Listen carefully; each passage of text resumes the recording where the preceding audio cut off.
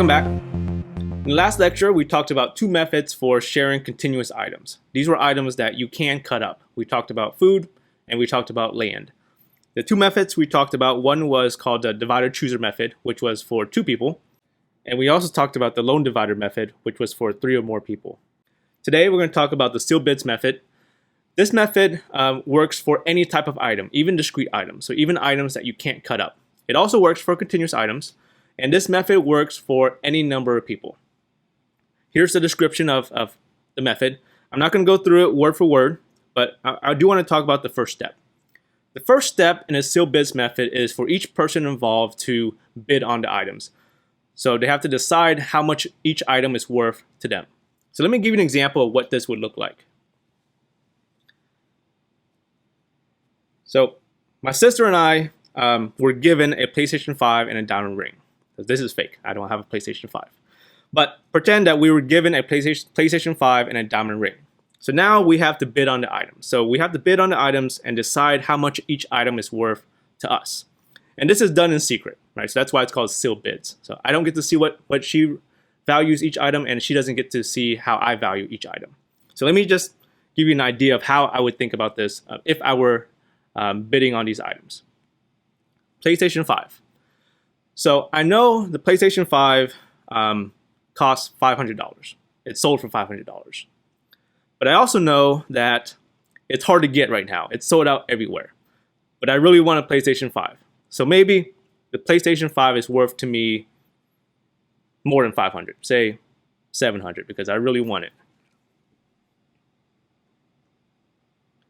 Now, it's important to note that this is not how much I would be willing to pay for a PlayStation 5, because I'm not going to pay $700 for a PlayStation 5. The PlayStation 5 is given to us, right? It's already given to us. We just have to figure out how to share it. So I'm not paying $700 for a PlayStation 5, right? This is just how much I would value it. A diamond ring. I don't really want a diamond ring. I wouldn't wear it. Like if I had it, I would probably sell it. So I know that maybe I can sell it for $1,000. But I'm also don't want to spend the time to figure out who to sell it to and to post it online or to go to like a dealer to sell it. So maybe it's worth a little bit less than $1,000 for me. So say it's worth $900 to me. Okay, those are my bids. Now my sister will have bids also. I don't get to see them, and she doesn't get to see my bids. Now what happens next is whoever values the item more is going to get the item. So say I valued the PlayStation 5 more, so I'll get the PlayStation 5. But my sister deserves half of that PlayStation 5, so I'm going to have to pay her some cash for me keeping the PlayStation 5. The diamond ring, I don't actually want the diamond ring, so I'm hoping that actually she values it more and she gets the diamond ring. But I deserve half of that diamond ring also. So if she gets the diamond ring, she's going to pay me some cash in return. Now, how much cash we pay, that's a different story. That's a little bit more complicated. So let me go through that in an actual example. All right, example 1. So Bart and Lisa here are sharing silver ring, gold necklace, autographed jersey, and a PlayStation 5. And Bart and Lisa have already bidded on items. These are Bart's values, and these are Lisa's values. So let's go through the sealed bids process for Bart and Lisa. The first step is to figure out each person's fair share. So for each person, we're going to total up the value of the items. So for Bart, 102 plus 240.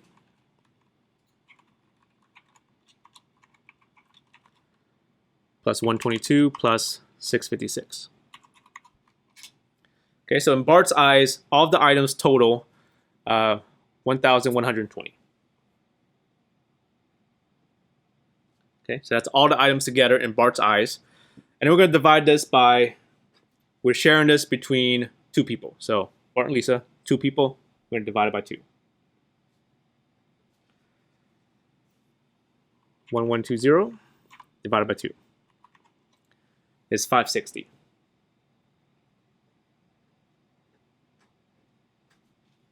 Okay, so what this means is that in Bart's eyes, all of the items together are worth 1,120, right? He deserves half of that, so we divide it by 2. So in his eyes, he deserves $560 worth of items. And then we're going to do the same thing for Lisa. So Lisa, in her eyes, the items together are worth 122 plus 196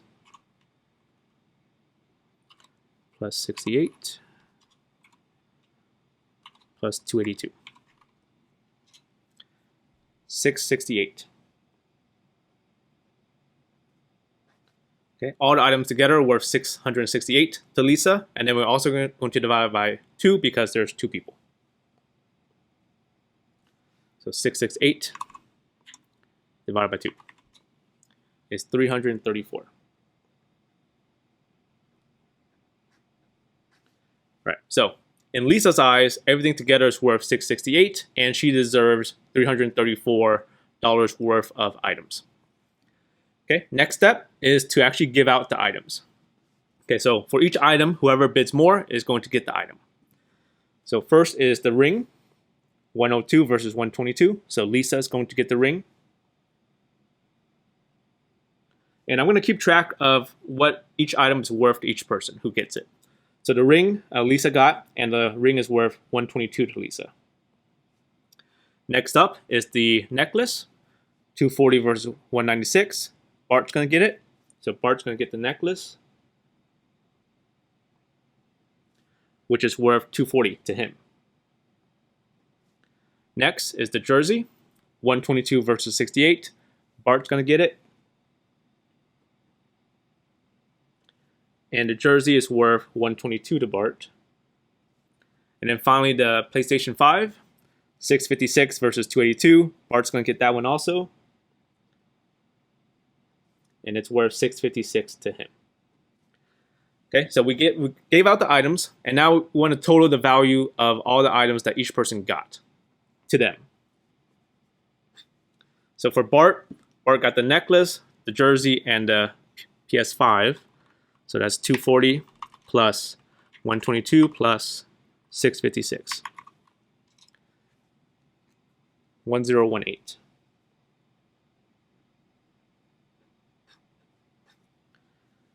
Okay, Lisa only got the ring, so she only got $122 worth of items.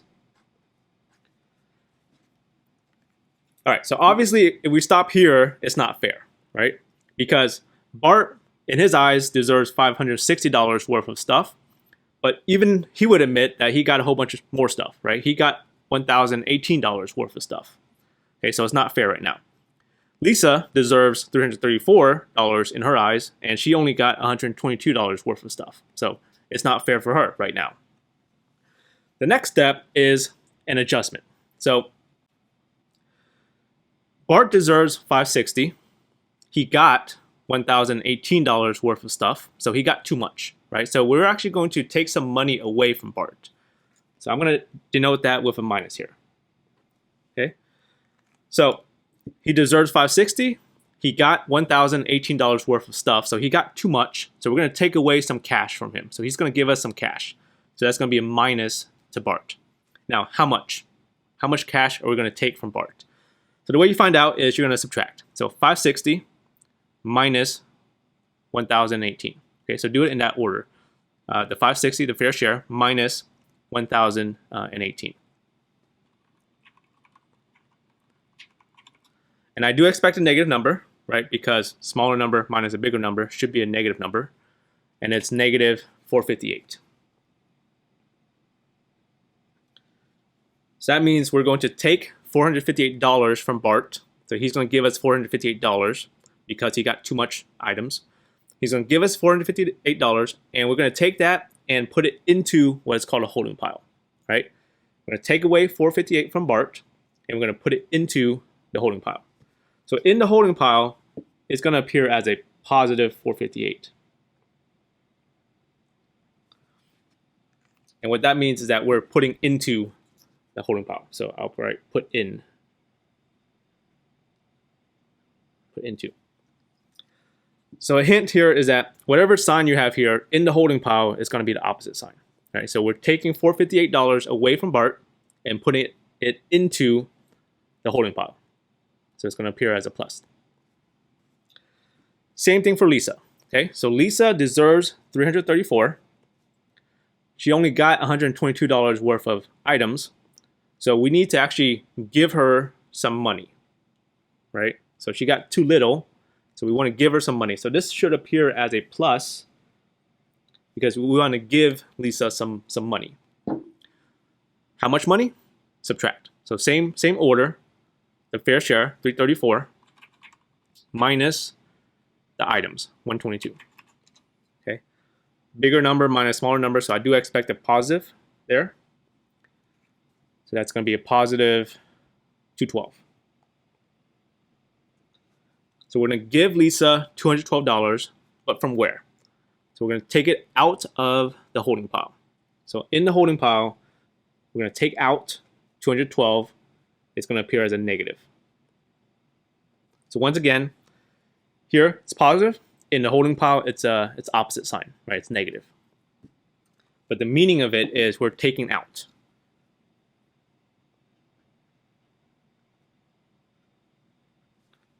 So we're taking 212 out of the holding pile and then giving it to Lisa. So one way to check is just make sure that you have opposite signs. Okay, so now we're going to figure out where everyone is at. So I'm going to take the items that Bart got, which is 1018, and then we're going to subtract 458. So 1018, which is how much total value of the items he got, and then he paid 458, so subtract 458. So right now he's at 560.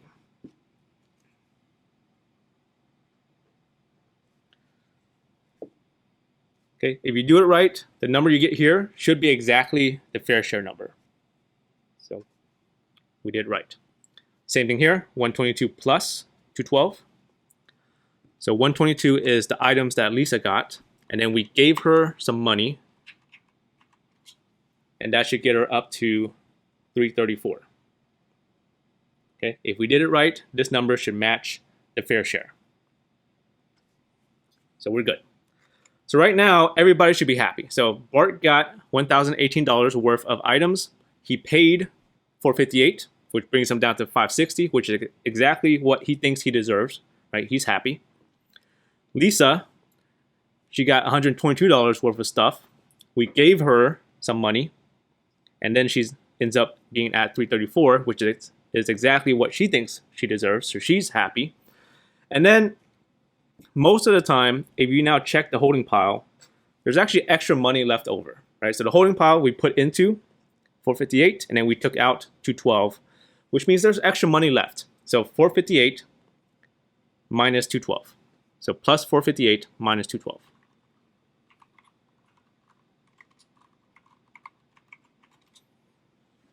And there's 246 left over.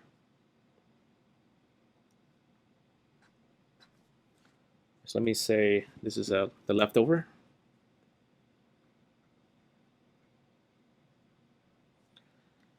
What do we do with this leftover money? We're going to divide it evenly among Bart and Lisa. So we're going to take the 246 and divide it by 2.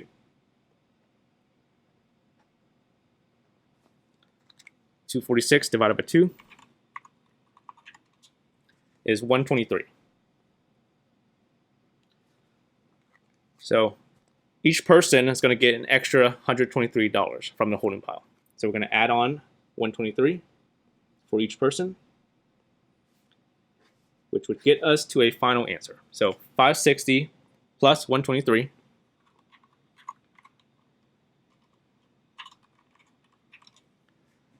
is 683 for Bart. And then Lisa, 334 plus 123 is 457.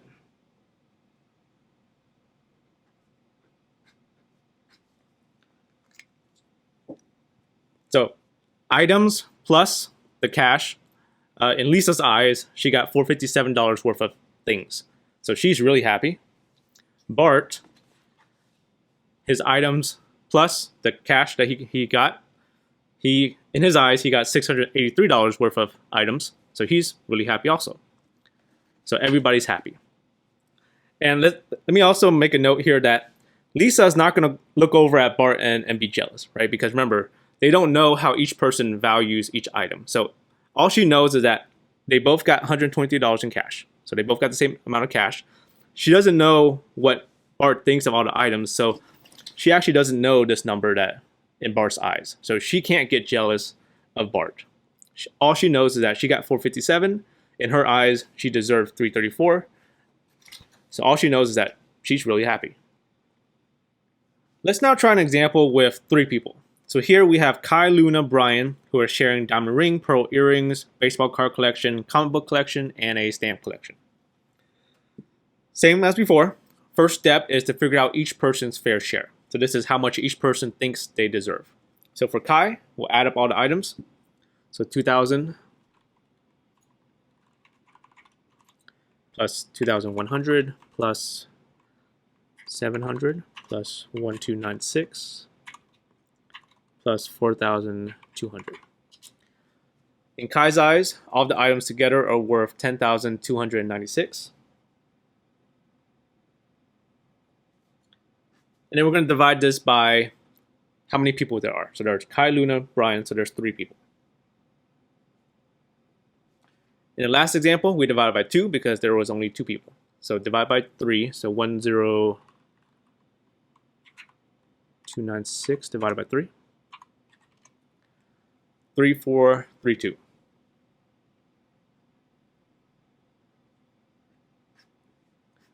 So in Kai's eyes, he deserves $3,432 worth of stuff. Luna, same thing. Add up all the items. 502 plus 2,500 plus 1,250 plus 4,000 plus 3,100. Total is 11,352. And then we're going to divide it by 3 because there are 3 people. 1,1352 divided by 3. 3,784. 3,784. Same thing for Brian. 1,250 plus 3,702 plus 704 plus 5,000 plus 1,509. 12,165 total.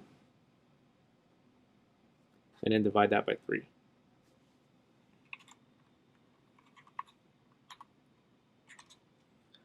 $4,055. So 4,055. All right, that's each person's fair share. That's how much each person thinks they deserve. Next up, we're going to give out the items. So for each item, whoever bid the most is going to get the item. The ring, 2,502, 1,250. So Kai's going to get the item. So what's important here is actually the value of the item. So I'm going to be lazy here and just write down the value of the item. But you should understand that Kai actually got the ring, which is worth 2,000 to Kai. Next up is the earrings, 2,100, 2,500, 3,702. So 3,702 is the biggest. So Brian's going to get the earrings, which is worth 3,702 to him. Baseball card collection, 700, 1,250, 704. So Luna, 1,250 is going to get the baseball card collection, which is worth 1,250 to her. Comic books, 1,296, 4,000, 5,000. So Brian at 5,000 is going to get the comic book collection, which is worth 5,000 to him, and then stamp collection 4,200, 3,100, 1,509. So 4,200 is going to get it. Okay, so that's giving out all the items, and then we want to total the value of all the items for each person. 2,000 plus 4,200. So Kai got $6,200 worth of items. Luna just got the 1,250. Brian, 3,702 plus 5,000. 8,702.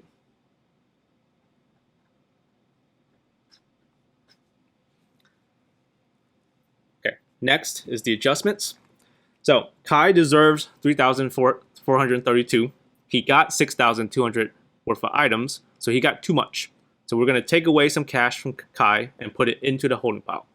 So I do expect a negative here because we're going to take away cash from Kai. If you don't want to think like that, you can just subtract, right? So take the fair share number, subtract the items. So 3432 minus 6,200. Okay, I do get it negative as I expected, so negative 2768. So we're taking away $2,768 in cash from Kai and then put it into the holding pile. So in the holding pile, it's going to be a plus 2768. Okay, so the signs should be opposite. Let me make a note here that this means we're putting into the holding pile.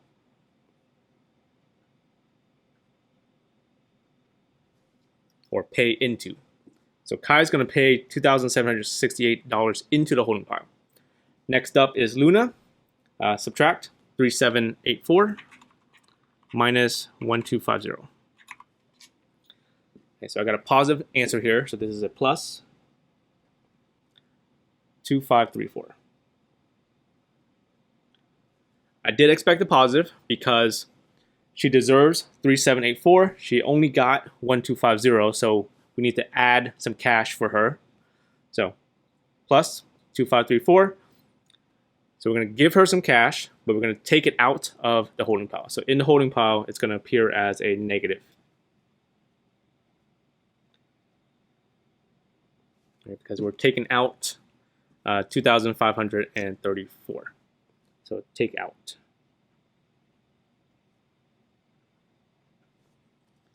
And then finally, Brian, 4055 minus 8702. I got a negative answer here, so negative 4647. I did expect a negative because he only deserves 4,055. He got a whole bunch more. He got 8,702, so he got too much. We're going to take away cash from Brian and then put it into the holding pile. So I did expect a negative there. So this is a take away from Brian and put it into the holding pile. So this should be a plus 4647 because we're putting into the holding pile for Brian, or Brian's going to pay into the holding pile. All right, so once again, as a tip, the signs should be opposite. Okay, now we're going to figure out where everyone is at. So take the items and then subtract 2768. So 6200 minus 2768, 3432. If you did it correctly, the number you get here should match the fair share number. So we're good here. What that means is that he got $6,200 worth of items, and he's going to pay $2,768 into the holding pile. And then now he's at 3432 overall. For Luna, it's going to be 1250 plus 2534. And she's at 3784. Okay, I did expect this to equal the fair share number, so we're good there. And then for Brian, 8702 minus 4647. 4055. It does match the fair share number, so we're good there. Okay, so everybody is at their fair share number, so everyone's happy so far. And then most of the time, actually, for the questions that you're going to see in this class all the time, there should be money left over. Okay, so we're going to do plus 2768 minus 2534 plus 4647. And we're at 4881. Okay, this is the money left over.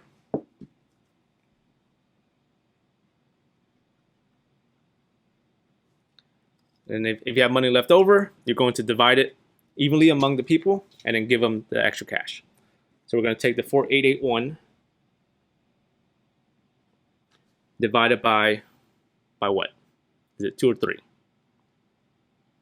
It's 3, right? We're talking about 3 people, so we're going to divide it by 3. 4881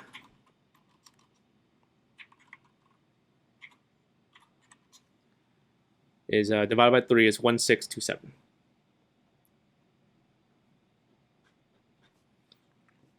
And that's how much each person is going to get at the end, in addition to their items.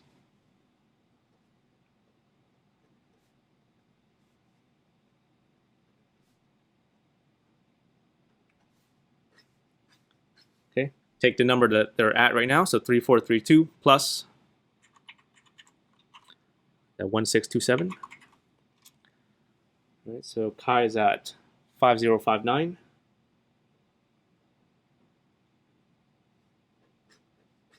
Okay, that's 5059. Luna 3784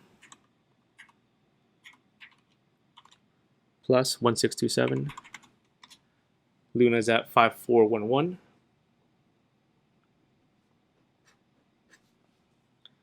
Brian 4055 plus 1627.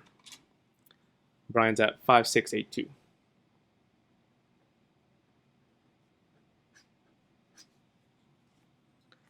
Okay, each person got more than what they think they deserve, so each person is actually happy.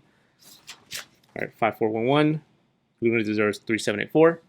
Brian got 5682, and he deserves 4055. Everybody's happy. Technically, with the still bids method, you're not supposed to know how the other people bid. But the reality is, say with the example with me and my sister, we know each other. So I have an idea that she probably wants a diamond ring, and she probably has an idea that I want the PlayStation 5. So I can maybe guess what her values are, and she could probably guess what my values are. So the situation here is, if you were able to see everyone else's bid, or if you were able to guess everyone else's bids, what strategy would you use to get what you want? So the situation here is we have Mario, Luigi, Yoshi. These are their bids. And Peach is able to figure out what everyone's values are. So example here, right? Peach wants to get the 1-up mushroom. She wants to get the green shell.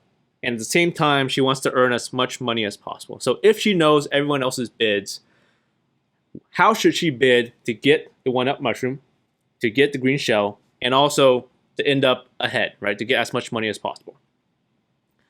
So let's start with the items that she wants. The 1-up mushroom and a green shell. So let's start off with the 1-up mushroom.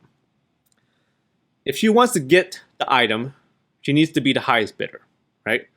So currently, the bids are 5,100, 4,200, and 3,250. So she needs to be the highest bidder. How high should she go? Should she go 10,000? Or should she only be slightly above the 5,100? Well, remember that in the still bids method, if you are the highest bidder, you're going to get the item, right? But you don't want to bid too high. If you bid too high, right, the number here is going to be big, which means your items here is going to be big, which means you're going to have to pay a lot into the holding pile, right, which you don't want to do.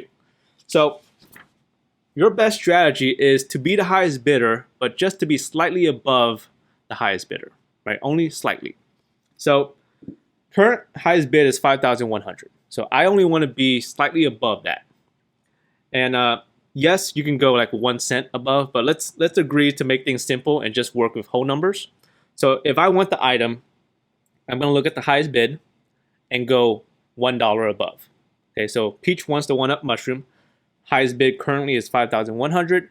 She's going to go 1 above that, which is 5,101. She also wants a green shell. So same thing. Look at the highest bid. Current highest bid is 1,500. Okay, she wants it, but she only wants to be the highest bidder barely. So she wants to go $1 above it. So $1 above 1,500 is 1,501. Now, what about the other items? So the other items, she doesn't want, right? She doesn't want. So she doesn't want to be the highest bidder there. But at the same time, she wants her value to be as big as possible, right? Because by making it as big as possible, she's going to get more cash back from the holding pile. Okay, so looking at the power star here, she doesn't want it. So she doesn't want to be the highest bidder. So if I look at the highest bidder right now, it's 5899, right? She doesn't want to beat that, but she also wants her value to be as big as possible. So the strategy here is look at the highest bid and go one below. Okay, so highest bid currently is 5899. Go one below that. So one below that would be 5,899. So one below will be 5,898. In this situation, Yoshi's going to get the item, right? But Peach's value is still high, so she's going to get more cash back because of that. For the win cap, highest bid currently is 3,500, right? She doesn't want it, so she's going to go one below. So one below 5,500 will be 5,499. Sorry, 3,499. So that's going to allow Luigi to win and get the item, but he's going to have to pay some cash into the holding pile, and she's going to get some money back. So by making that as big as possible without winning, she's going to get the most money out of the holding pile. All right, so that's the sealed bids method. Have a great day, and I'll see you in the next video.